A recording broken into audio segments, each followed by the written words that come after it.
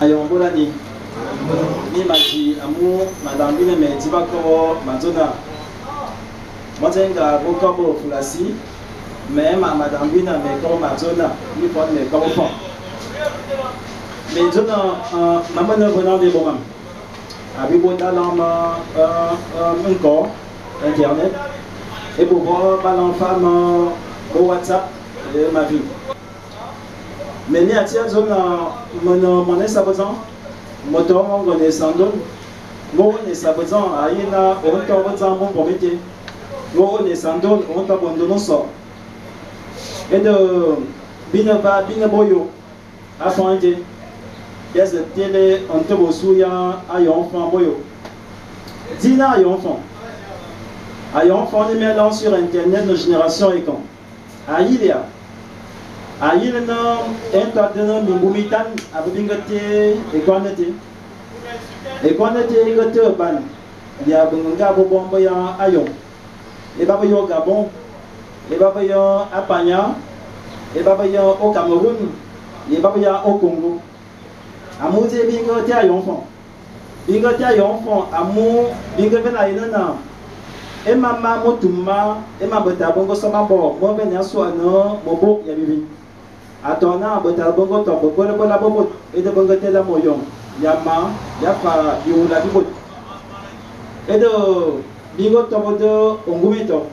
ne be zona e so go su ne be bin bonne be bin ma maison moyon maison et bot be lambo ba be ou ye baba ou femme mon politique ye ba fa ba wu mama kon bia ye muki et de binga zona il faut na bitoro zamote tetero en de bingote ayon enfant et on bité ayon enfant mon zomi en est toi de mi mumitan bi boya bi mamete au Gabon Gabon pour le bifousi et bou ayon enfant en de bifousi bitan bien au Gabon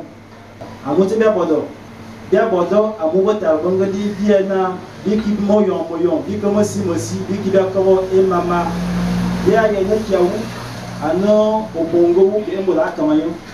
ya yene kiawu ano biongo ki ano shim ka di nke ya yene kiawu ano donc ko ka wani mo sa so na azo ina azo ndero ya ko mone kamayo na wu ano ka e wo wu o ni bi bas mone kamayo na wu ano ngom e yo wu ali mission et de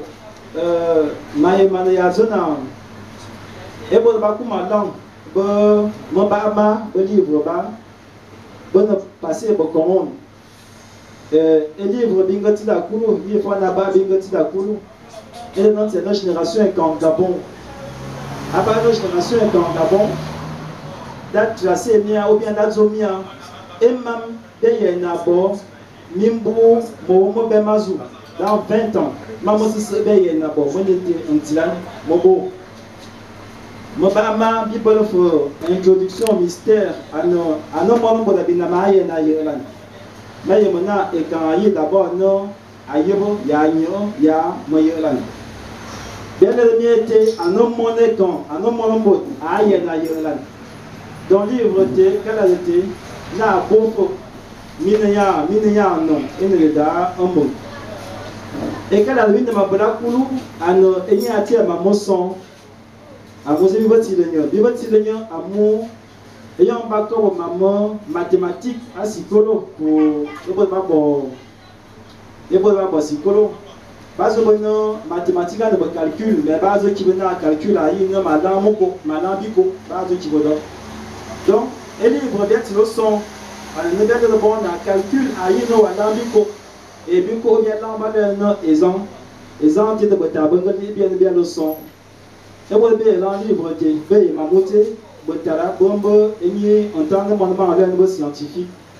et de scientifique pour créer génération et quand